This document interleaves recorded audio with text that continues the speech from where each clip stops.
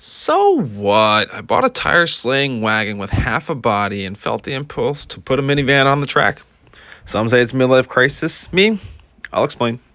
In 2020, I was selling internet over the phones during COVID for a Fortune 100 company. During my time there, I quickly realized the agents who succeeded did not talk about the services that the customer currently had, but instead asked what was going on in their life in order to be able to talk to them and tell them how the service that we have will work for them. It was in these conversations that I learned about what people do for a living and how they make their money.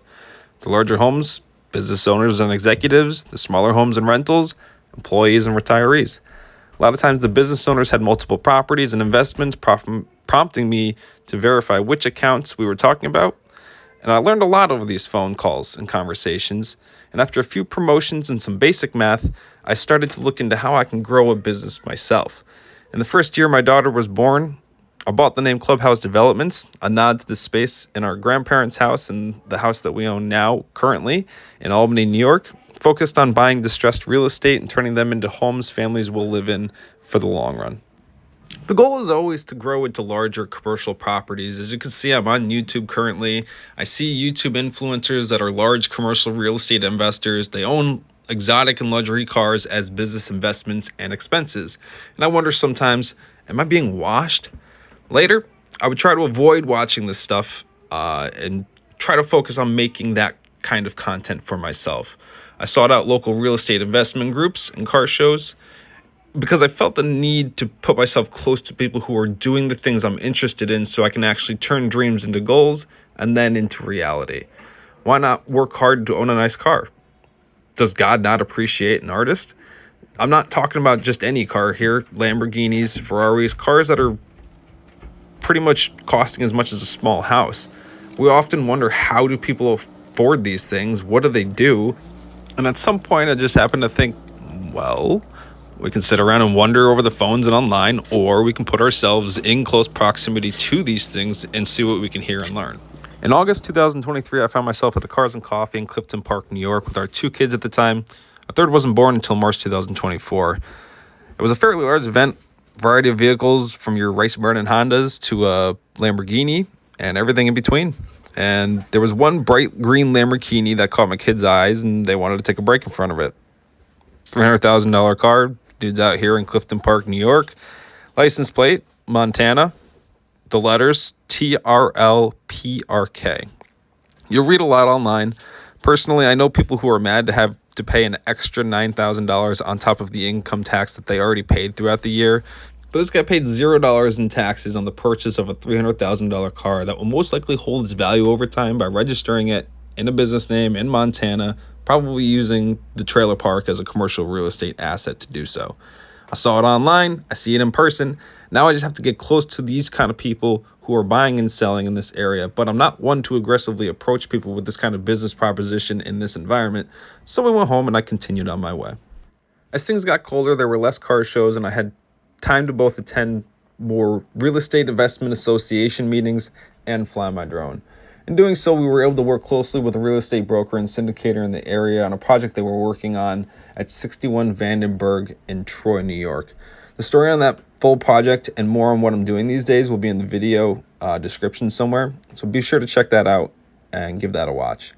The drone, on the other hand, for me at times can be a form of meditation or prayer. Some people go to church, some people pray. I'm one of those people that look up and appreciate beautiful things that aren't in my control. Sunrises and sunsets are a great reminder of this to me. You'll only have one opportunity to see that sunscape with those clouds and those colors and that property and that orientation on that specific day ever again. The road I was driving on was in Malton, New York, and I was coming up on a beautiful sunrise. I felt the need to be late to where I was going, pulled over, put the drone in the air, took the picture because I saw there was a lot of development in the area. The town may want to paint over these lines at some point. I think it's one of my best photos that I had. I'm really proud of this photo, but I had no idea that the 2 pictures would have been tied together at some point later on. I just took the picture and went on my way. Some time passes. We're coming up on June, and the car forums are active. There's shows here, pop-ups there. I start to see people questions about a bike accident in Laconia. It turns out this guy was very well known in the community. The loss felt very heavy, and I didn't really know him. People were posting pictures and videos of his toys, very heavily modified Harleys and Lamborghinis driven in full spirit.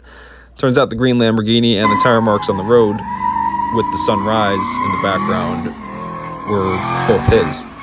Light research initially told me that the family owns a number of businesses, very well liked, very good family man. In a tagged account on Facebook, you can see the level of generosity and care that he has in offering free cars and motorcycles and toys to anyone struggling for gifts near the holidays. So I never met the guy, but those two pictures, those two different dates, I find it a very strange coincidence between life and art.